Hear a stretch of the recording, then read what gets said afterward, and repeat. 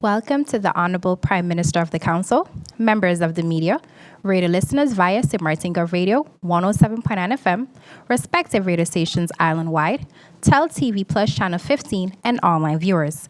I'm Rolika Roach, and welcome to the live Council of Ministers press briefing for today, Wednesday, January 14th, 2026.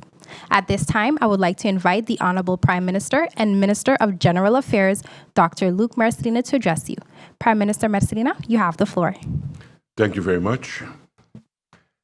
People of St. Martin, at the first place, good morning. Representatives of the press from the media, members of the DCOM, and once more, St. Martin in general, good morning. First of all, I would like to make use of this opportunity to wish whole St. Martin a Happy New Year, because this is the first press briefing of 2026. And as everybody knows my background as a doctor, I think there's one thing I want to wish everybody in this country is health for 2026. At the first place, of course, I would like to update you on recent developments in our country. To start with, I would like to inform you that recently I had a meeting personal in my office with the Minister of Defense of the Netherlands, Mr. Brekelmans.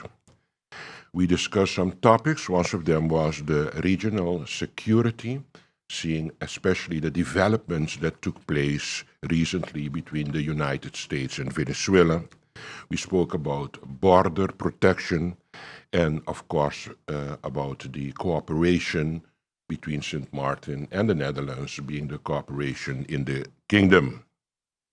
First of all, concerning the situation in Venezuela, I received an update from the Minister of Defense concerning this situation, and I can actually say that at this particular moment, there is no indication of any escalation of what has been going on in Venezuela. And at this particular moment, what we were a little worried of was if this would have impact of migration of people out of Venezuela to other Caribbean islands. And until now, there are no indications that there are any mass migration of people from South America, especially from Venezuela, towards the island of St. Martin. I can speak, of course, as leader of this country for St. Martin, and particularly during this conversation with the Minister of Defense of the Netherlands, I had information that at this particular moment there is no indication of a mass wave of immigration from people from Venezuela towards St. Martin. And of course, there is, at this particular moment, there are no direct, immediate threat to the security and safety of country St. Martin that it demands extraordinary measures to be taken at this particular moment. Everything is quite stable in the Caribbean area and especially the surrounding around St. Martin. However, we have to remain, and that is an agreement we had also with each other in that meeting, that we will remain vigilant. The kingdom continues, of course, to monitor the developments closely, and contingency plans, of course, remain in place should the situation change in the nearby future. Concerning another topic that I have discussed with the Minister of Defense is the border control and kingdom preparedness. Border control remains a priority at kingdom level, for sure, and St. Martin continues to receive full attention concerning any threat to our border, And also we will continue to be supported for operational support in case that is necessary. And we will also be involved in strategic coordination depending the developments that can take place, seeing recently what happened in Venezuela. This ensures that we are prepared for any potential migration, security, or humanitarian challenges that we may encounter in the nearby future. And as you know, our border is not just a national concern for St. Martin and its government, but of course it's a responsibility of the kingdom. And we must be very aware to realize that the responsibility for our borders is in hands of also the kingdom. Thirdly, about the cooperation with the French side, our northern neighbors, the Minister of Defense was also very, very interested in how our relationship is at this particular moment with our French neighbors. Our relationship with the French neighbors, being Saint-Martin, is at this particular moment very stable and constructive. We continue to work closely with each other, and that we have been doing already with our border control, with our security coordination, our immigration management, and information sharing. And I think that is very important also to guarantee and maintain safety for the island of St. Martin. Thirdly, we spoke about a military and Coast Guard base in Philipsburg. As you know, it's a while already that we're talking about the construction of a military base of the kingdom in Philipsburg. And at this particular moment, preparation and preparatory work is being finalized. We are in that stage of finalizing the preparatory work for a military and Coast Guard facility in Philipsburg, actually located next to Doc Marten in Philipsburg. This facility will strengthen, of course, maritime security. It will enhance disaster response capabilities. It will improve border surveillance and, of course, support regional defense operations. This investment represents a long-term commitment to the safety and resilience of course, the people of St. Martin. On another note, I would like to update you on our government-owned company, Telem. The Council of Ministers has finalized the appointment of 3 nominees to Telem's Supervisory Board of Directors. I think this is something good, seeing also all the challenges recently that our telecommunication company is going through. I think it's important for us to guarantee a well-equipped board as supervisory board of the company to actually supervise the continuation of this telecommunication company. The individuals that have been selected were based on their financial expertise. That was the profile actually that we were looking for. That was the financial expertise from their side, their economic background, and their telecommunication experience. This ensures the organization benefits from strong, relevant, and great leadership for Telem. There is also a component in the board that I think is important for us to mention is that the current board member of Telem has indicated that she will resign as per June of this year. And of course, we acknowledge that resignation, and already a new president to actually give follow-up to the chair of this organization has been appointed already and is going to be one of the 3 members of the new board that was appointed actually for the continuation of this company. On another note also, I would like to have some information give some information about GEBE, our utility company. First of all, the resolution for the appointment of the Chief Operating Officer, the COO of NVGB, has been duly signed and transmitted to the Supervisory Board of Directors with the proposal for them now to negotiate and finalize the applicable service agreement. So we have approved a new COO for GEBE. And I stayed by informing that I had some information also concerning the appointment of the CFO of GEBE.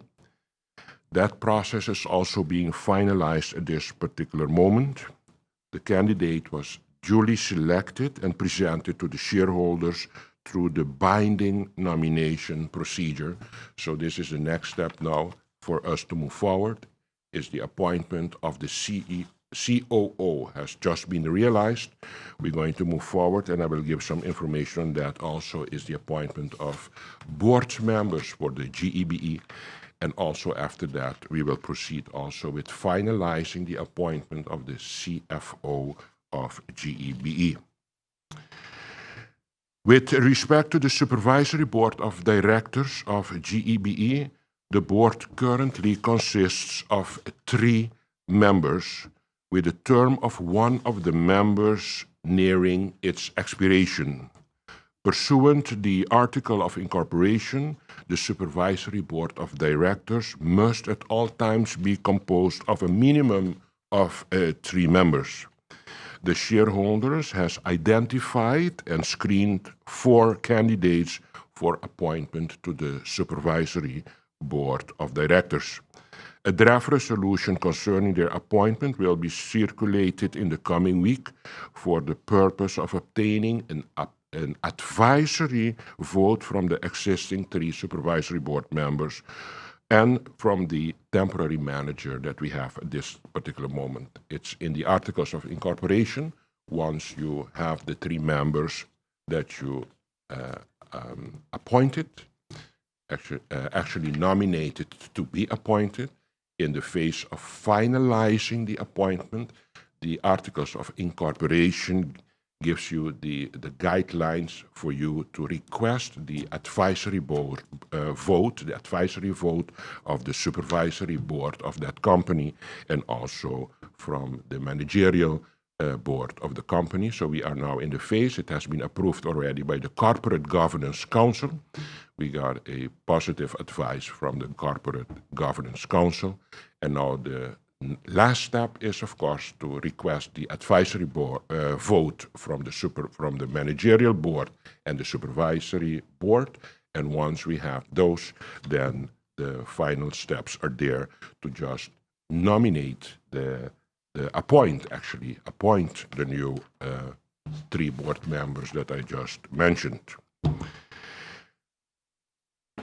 So then, once we get the advisory vote from the 2, the managerial board and supervisory board, we will move forward with appointment of the new supervisory board members that I just mentioned. For now, that is what I have to share with the media. And if there are any questions, of course, I'm willing to answer those questions.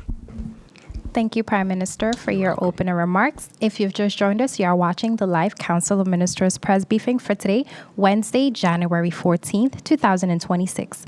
We now move on to the question and answer session. And Emil Lee of Island Radio, you have the floor. Good morning, PM. I have 2 clarification questions first.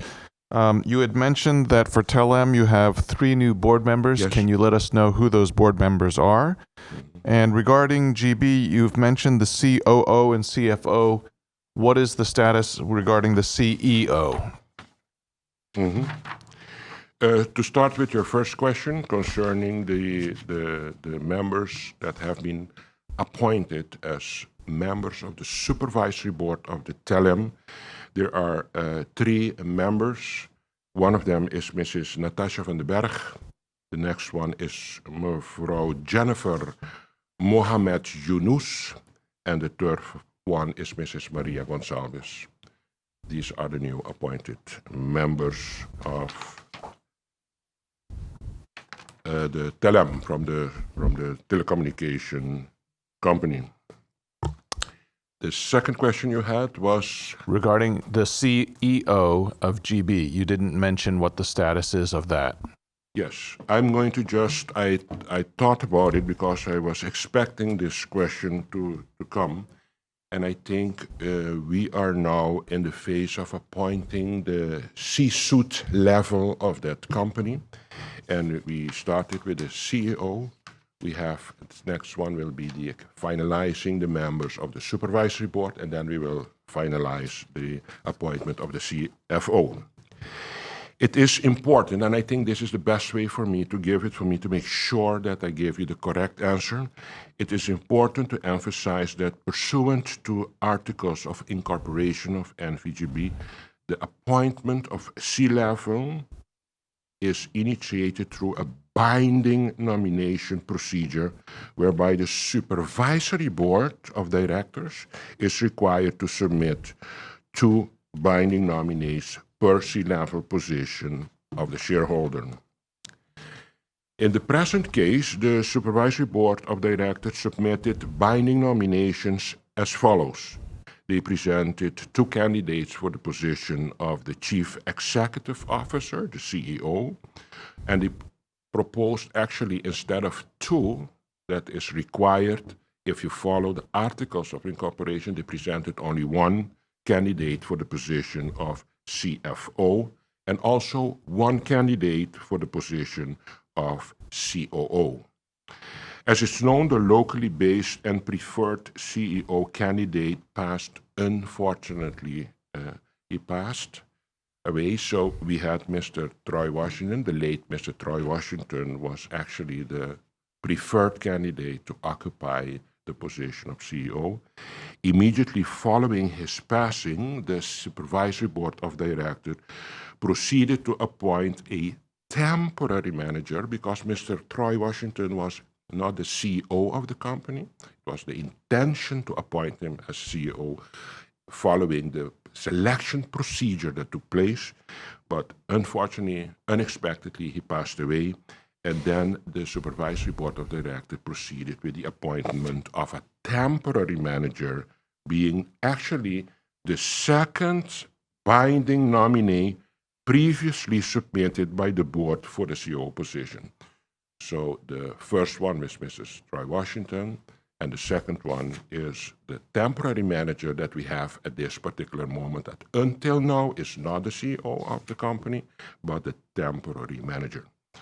Subsequently, the temporary manager engaged the CFO nominee as a consultant to the company. So what despite this, we had only a temporary manager, and the temporary manager at that moment then contracted the CFO that is going to be nominated soon, in the meantime, as a financial consultant to the company to move forward with the company. This is going on since mid last year that we have a temporary manager, and we have thus a financial manager actually in the construction of a consultancy base for the company. With respect to the CEO position, the initially nominated candidate for the CEO I'm talking about, the initially nominated candidate, we had only 1 candidate. He withdrew his candidacy as a potential candidate to be nominated COO. And in the absence of a second binding nominee, no additional candidates were presented for the Supervisory Board of Directors. So we had 2 presented for the CEO position, 1 for the CFO position, and 1 for the COO position.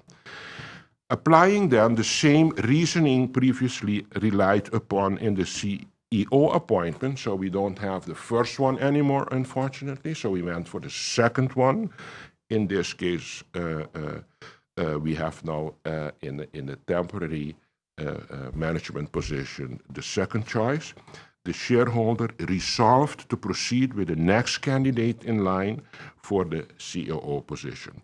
So there were next candidates also. They were not all presented, but we went back and looked, okay, who were all the candidates that passed the last round of the recruitment process that took place. And then we said, okay, considering the time, the necessity, especially now with the challenges that this country is encountering, I think it's worth it for us not to delay the process more. And we decided to take then the second that passed the last round as COO. This individual is the candidate who was recently appointed by the shareholder, as I said in my introduction just now.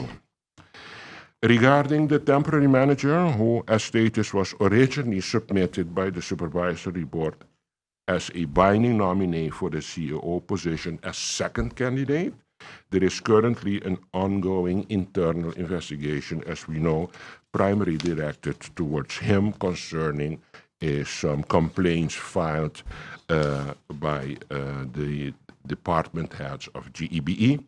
In light thereof, the shareholder has suspended any further resolution concerning the permanent appointment of the CEO candidate, pending, of course, the outcome of that investigation. And I think it's very correct. If somebody is there are some disagreement of disunion or any ideas about, I think those things should be investigated. And further, awaiting the course of this investigation, we decided we're going to move forward first with the appointment of the COO. As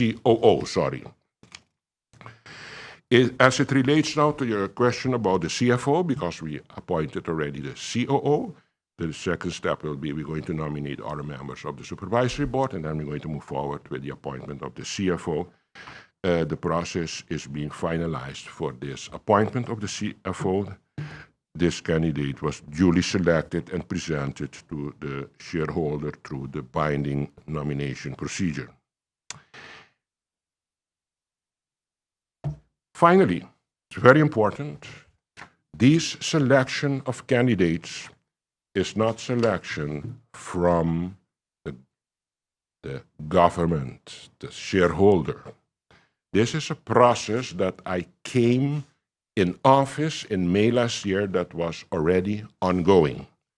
So important to know is that we just respected the decisions that were taken in that time to follow a process and a procurement for the recruitment of C-level candidates for GEBE.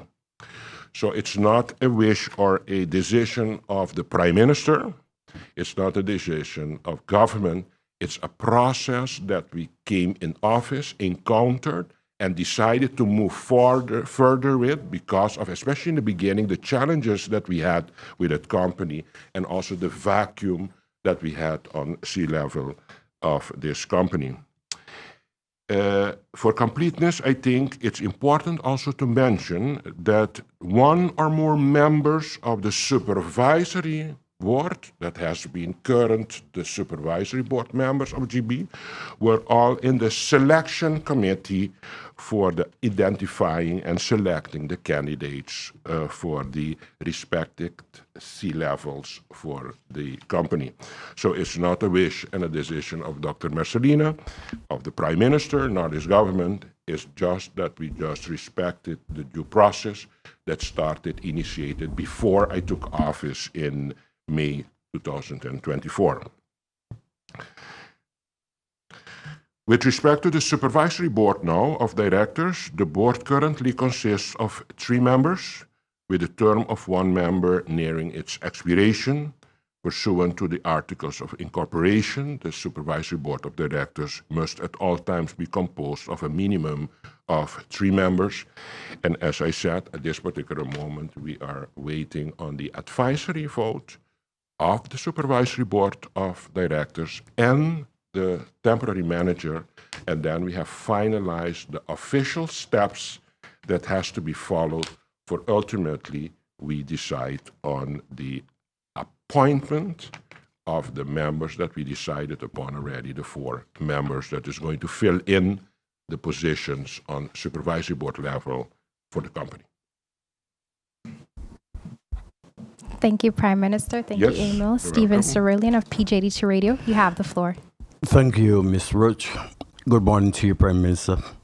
Prime Minister, recently the feud played in the media between your cabinet member, a member of the URSM, the Minister of VSA, on your person on the suspension or firing of the chef de cabinet of the Minister of VSA. Was that person fired, suspended, and why the feud was played out in the media instead of having to discuss it within the government itself? A very good question. This question, of course, I have expected to be presented to me today. That question I'm asking myself also. From my side, there has been no contact with no media outlet concerning giving any explanation of this recent development. One statement has been made, and that has been made by the board of the Unified Resilient St. Martin Movement, the URSM, but that is only a board's position of my political party. But from my side, as being the prime minister of this government, I have never sought contact with the media to give any declaration. And concerning your question, I think it's the best for me to give this explanation. For clarity, this matter falls within the internal operation of the executive branch of government. That is very important for us as a society to realize. The government adheres to strict standards of confidentiality, due process, and established administrative protocols. That is very important for us to realize. Not every issue that arises should be litigated in the public domain. I think that is incorrect.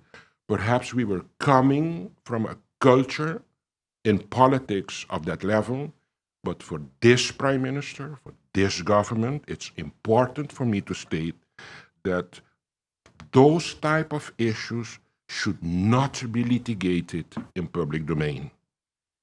Internal executive matters must be addressed within the appropriate institutional framework without speculation or unnecessary escalation, while safeguarding also the integrity of our government. This requires, I think, discretion, professionalism, and adherence to clear defined lines of authority.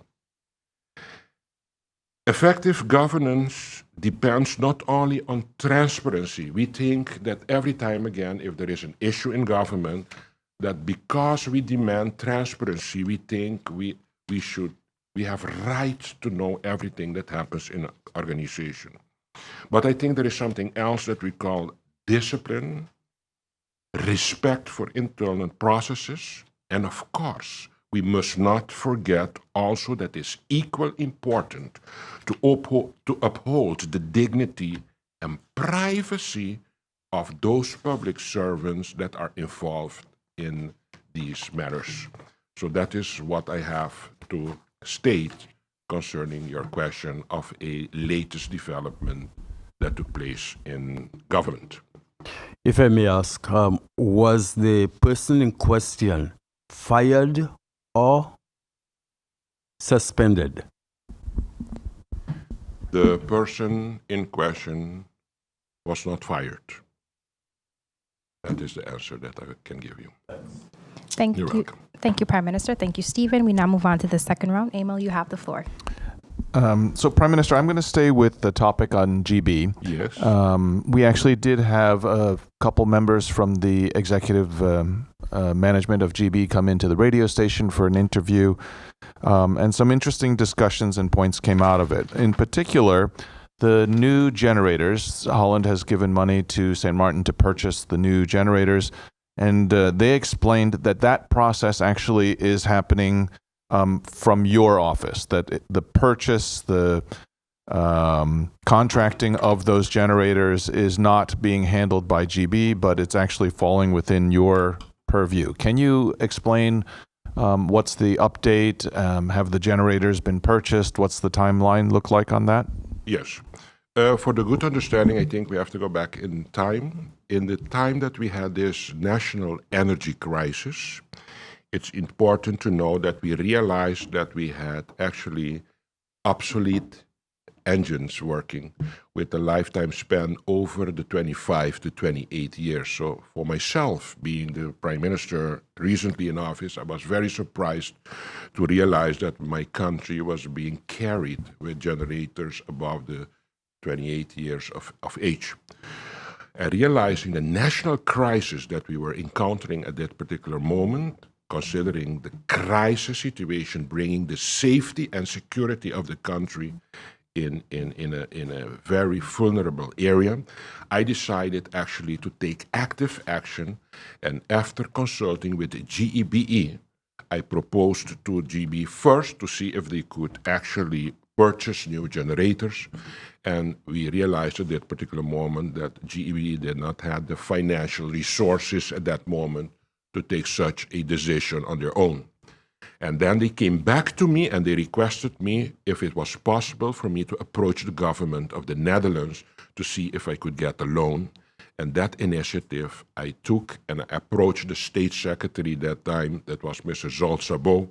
I explained him that we are at this particular moment in a very dangerous situation with blackouts and at this particular moment. So I said to him, it is unacceptable for a country not to have energy. And if he could help me with a loan for me to be able to purchase generators for the country. And as you know, that went very fast. And in a week time, actually, I had the approval of $42 million to purchase generators. And I got that loan at an interest rate of 2.43. interest rate. Okay, now the next step is how are we going to proceed with the purchasing following procurements to actually purchase the generators. The first thing I did was I installed a energy committee, crisis committee, that would guide me in the approach of requesting that loan. And actually, once I have it now, I have still this committee at place that advising and negotiating with GEBE to see, for example, how we can get to agreements concerning the RFP, for example, the request for proposal. How are these things going to be formatted in a way that we have a responsible, transparent and accountable way of dealing with the purchase procurement of the generators, because at the end of the day, it's a huge, significant amount of money that we are talking about. This committee is now busy with the RFP, and I think now I'm aware and informed that we are now so far that there is an agreement on the RFP, and at this particular moment, the Energy Committee is busy actually formalizing the last details for the purchasing to order the generators, and that is the phase that we are in. There is a second phase also that we have to go and make sure that there is a legal framework to organize this, is to see, okay, the government, it's government's money, we took the loan, and we are helping out GEBE. So we will have to have the legal framework. In what conditions now we are going to set out now a loan to GEBE, or in which agreements is GEBE going to proceed with actually doing business with generators that has been paid by government. So those legal details are at this particular moment also being formalized for us to be able to do it in, as I said, a transparent and accountable way to St. Martin, the people of St. Martin. Thank you, Prime Minister. Just for clarity, so the public understands, RFP is a request for proposal. Yes. So, and that is what the companies will bid on when proposing to sell the generators. Yes. And so far, the request for proposal or RFP has not yet been completed or sent out yet, just for clarity. No, it's being yet, finalized, right. but Yes, not yet yes. sent out. The phase of almost being finalized. Yes. Thank you. Yeah. Thank you, Prime Minister. Thank Yeah. you, Emil. Stephen, you have the floor. Thank you, Ms. Roach. Minister, in your opening statement, you made mention of the fact that you met with the Minister of Defense. Yes. One of the things he spoke about was the establishing of a military and Coast Guard station in Philipsburg. For some time now, we know the VKS, which falls directly under your responsibility, has been hammering that they need to have somewhere to call home. In fact, they are looking forward to building their own barracks and have their own headquarters. Where are you now in accommodating the VKS to ensure that they have somewhere that they can call home? Yes, as you know, VKS falls under my responsibility.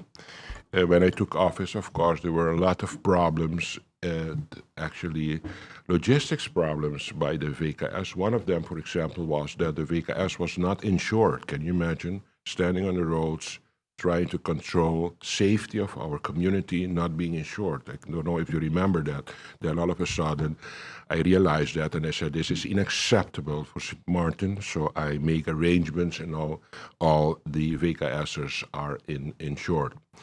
Secondly, now, coincidentally, now I'm in the phase of purchasing vehicles for the VKS.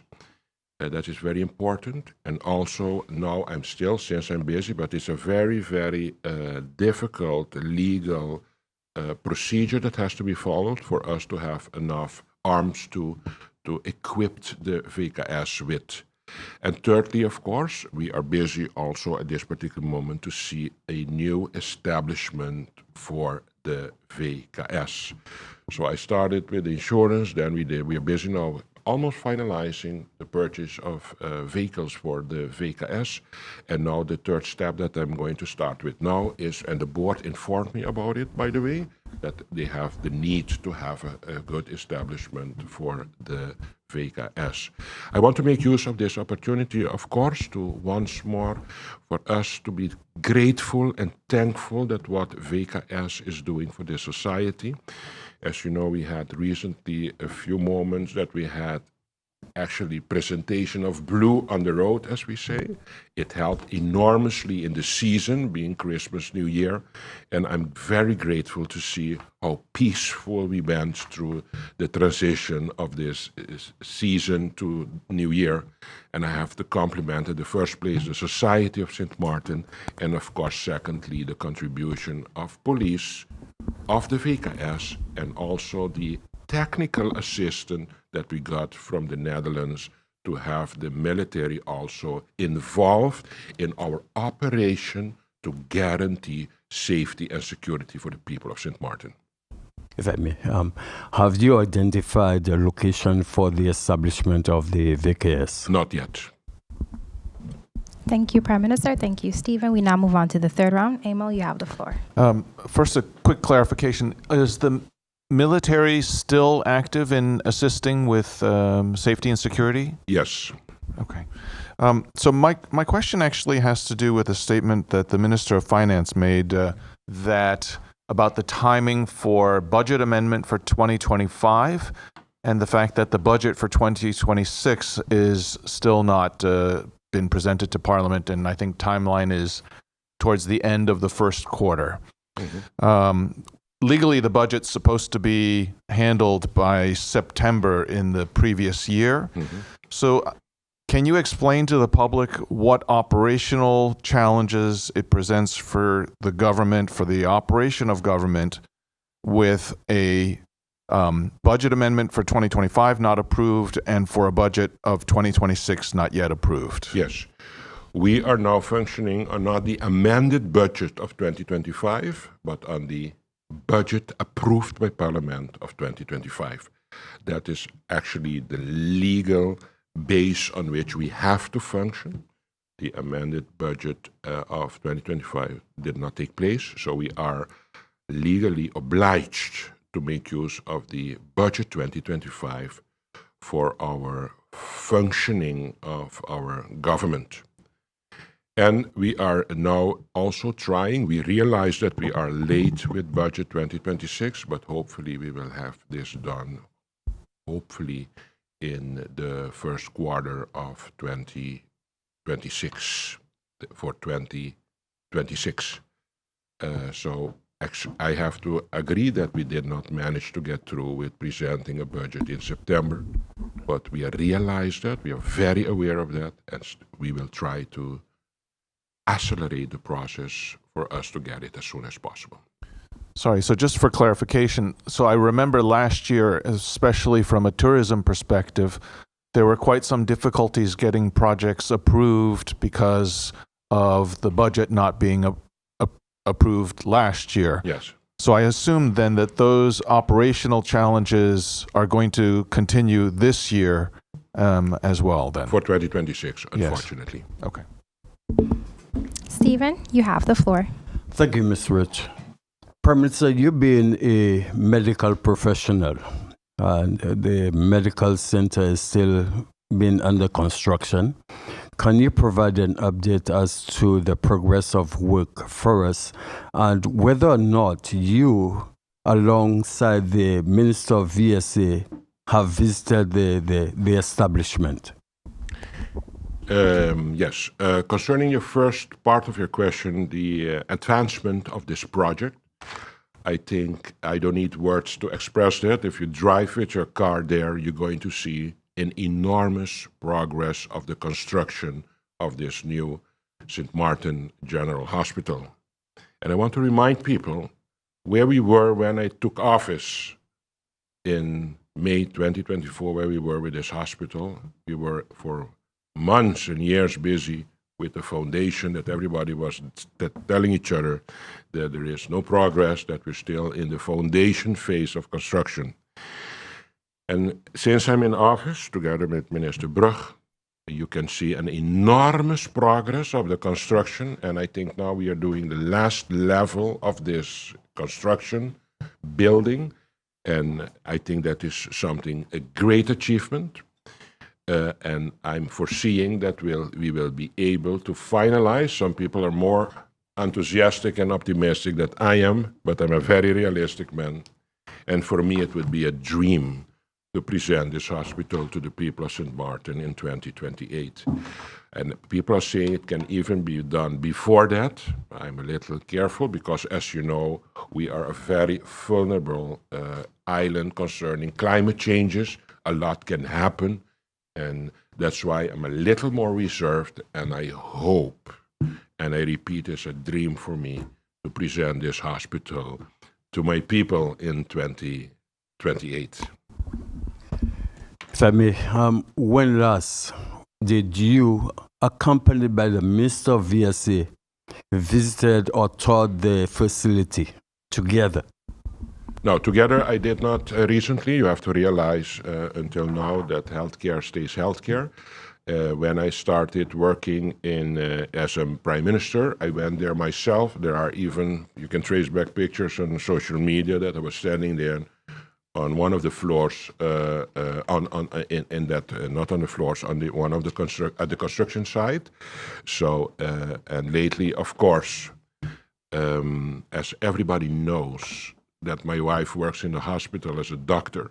Of course, sometimes I ask her, how is things going with my beloved hospital? And the information that I get is that we are moving in a way that I dare to say that I hope that we have this construction for 2028. This hospital, as I told you, is not for Dr. Marcelina, not for his wife.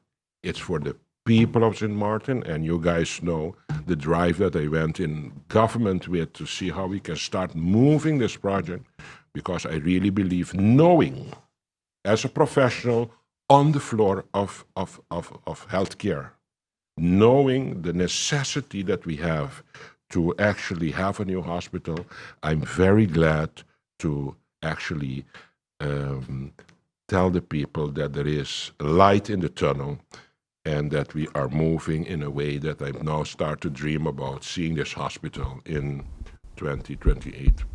And by the way, I can acknowledge too, that sitting here now in this room, there has been a minister of VSA that was actually the one, a big motor to initiate all these projects. So I want to acknowledge his contribution for us to be here today.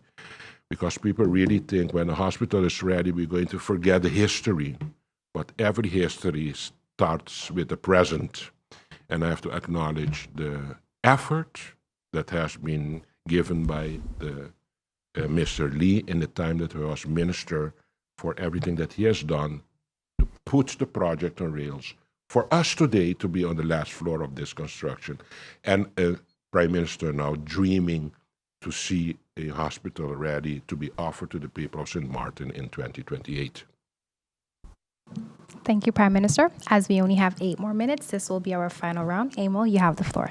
Prime Minister, thank you very much for that acknowledgement. It's heartfelt. I have a very broad question. Transparency is a key part of good governance. Scheduled today was supposed to be Minister of Education. There's a couple of ministers that are rarely seen in the Council of Ministers press briefings. I have questions to the Minister of Finance regarding budget, loans, debt structure from, I believe, 8 months ago that have been unanswered. We have questions pending for the Minister of Education. As Prime Minister, how do you, as the year progresses, intend to improve the transparency and accountability to the public via these press conferences? Yes. Mr. Lee, the following. We have an agreement to attend the press briefings, and the habit that we have is that we try at least to do it every 2 weeks. For example, today, the Minister of Justice would like to be here, but she is in that JVO, that 4-country consultation, what we call the Vierlanden Overleg. And probably last week she was not in, and then actually was intending to come, and then you have a planning, and then all of a sudden you cannot be here, and then it gives the impression as if they don't want to be present here. But as you know, circumstances can make that you can have 2 weeks that you think, okay, my cadence to be here is every 2 weeks, and all of a sudden there is, in the second week that you were intended to come to the press briefing, you realize that you have a commitment that you cannot be here present. I have the impression that the minister are quite good in adhering to their presence every 2 weeks, because you cannot have 7 ministers here, but if you take the agreement of, okay, if a minister has been here, we skip a week, and then the other minister can be there, and then the next week that minister will not come, and then the other one will come, and in that way you will have a representation of 2 to 3 ministers in a session. And of course, today I'm standing alone. It has a few reasons. One of the reasons was that I had enough information to fill actually a whole session with. And I thought that was also a reason that they said, okay, if you have a lot to say, we will leave you come alone. But there is no disunity in the government that there is no presence of ministers today. I think that is not the right perception. It is coincidentally that it fell out today that I'm the only person, the Prime Minister, being here for today. So just for clarity, I'm not referring to today, and of course appreciate your presence. But statistically, I went back and looked. For example, the Minister of Education and Minister of Finance, their attendance is in the teens in terms of percentage. Okay. So it's much less than, Okay. I would say if they came once a month, it would be a surprise. So as Prime Minister, is that something that you could please bring up? And because we do have questions pending for them. The leader that I am, I can commit to tell you that this will be an agenda point in the next Council of Ministers meeting of next week. You're welcome. Thank you, Prime Minister. Thank you, Emil. Stephen? As there are no more further questions, I would like to thank the members of the media for their participation. This does bring us to the end of the question and answer session. Any further questions can be sent to the Prime Minister's Cabinet in writing. Honorable Prime Minister, members of the media, radio listeners, and online viewers, this brings us to the end of the live Council of Ministers press briefing for today, Wednesday, January 14, 2026. For rebroadcast, tune into stmartingov.org, St. Martin Gov Radio 107.9 FM, TelTV Plus Channel 15, the official Facebook page of the Government of St. Martin, and YouTube channel Government of St. Martin. For video on demand, log on to the Government of St. Martin's YouTube channel. On behalf of the Department of Communications Communication and the Government of St. Martin, I'm Rolika Roach and wishing you a pleasant day further.